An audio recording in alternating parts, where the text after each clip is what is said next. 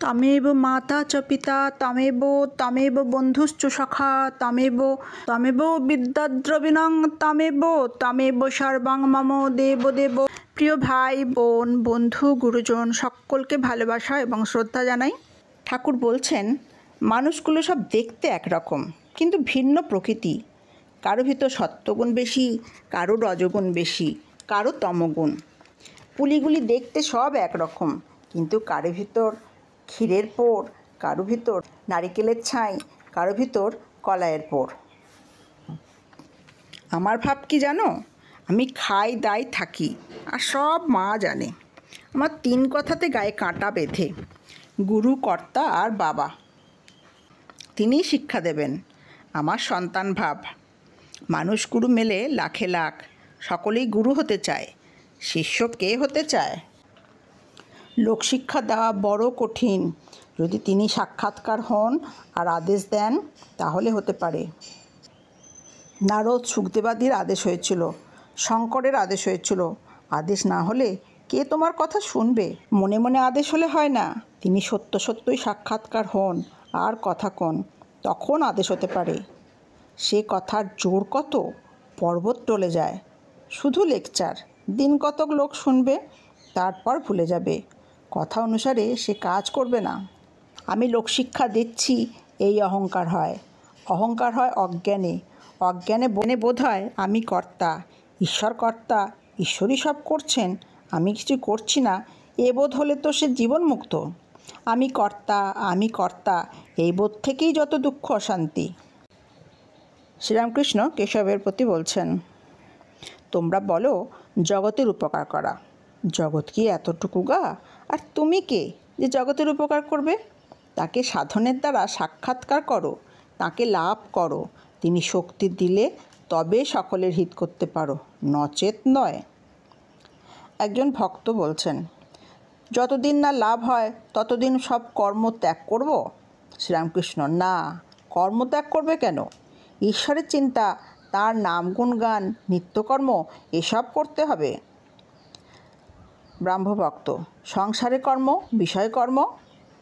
ঠাকুর, হ্যাঁ, তাও করবে। সংসার যাত্রার জন্য যেটুকু দরকার, কিন্তু কেঁদে নির্জনে তাঁর কাছে প্রার্থনা করতে হবে যাতে ওই কর্মগুলি নিষ্কামভাবে করা যায়। আর বলবে, হে ঈশ্বর, আমার বিষয়কর্ম কমিয়ে দাও।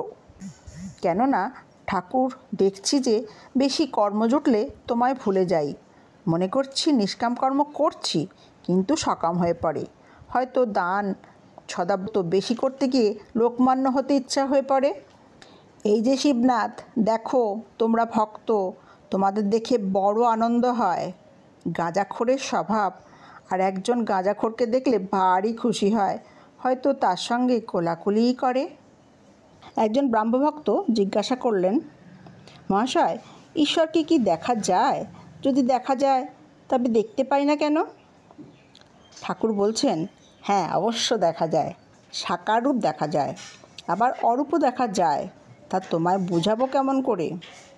ব্রাহ্মভক্ত, কী উপায়ে দেখা যেতে পারে? শ্রীরামকৃষ্ণ, ব্যাকুল হয়ে তার জন্য কাঁদতে পারো? লোকে ছেলের জন্য, স্ত্রীর জন্য, টাকার জন্য এক ঘটি কাঁদে, কিন্তু ঈশ্বরের জন্য কে কাঁদছে? যতক্ষণ ছেলে চুষি নিয়ে ভুলে থাকে, মা রান্নাবান্না, বাড়ির কাজ সব করে। ছেলের যখন চুষি আর ভালো লাগে না, চুষি ফেলে চিৎকার করে কাঁদে, তখন মা ভাতের হাঁড়ি নামিয়ে দূর করে এসে ছেলেকে কোলে লয়। একজন ব্রাহ্মভক্ত জিজ্ঞাসা করলেন, মহাশয়, আপনি জন্মান্তর মানেন? তখন ঠাকুর বলছেন, হ্যাঁ, আমি শুনেছি জন্মান্তর আছে। ঈশ্বরের কার্য আমরা ক্ষুদ্র বুদ্ধিতে কী বুঝব? অনেকে বলে গেছে, তাই অবিশ্বাস করতে পারি না। ভীষ্মদেব দেহত্যাগ করবেন, সরসজ্জায় শুয়ে আছেন। পাণ্ডবেরা শ্রীকৃষ্ণের সঙ্গে সব দাঁড়িয়ে, আর দেখলেন যে ভীষ্মদেবের চক্ষু দিয়ে জল পড়ছে।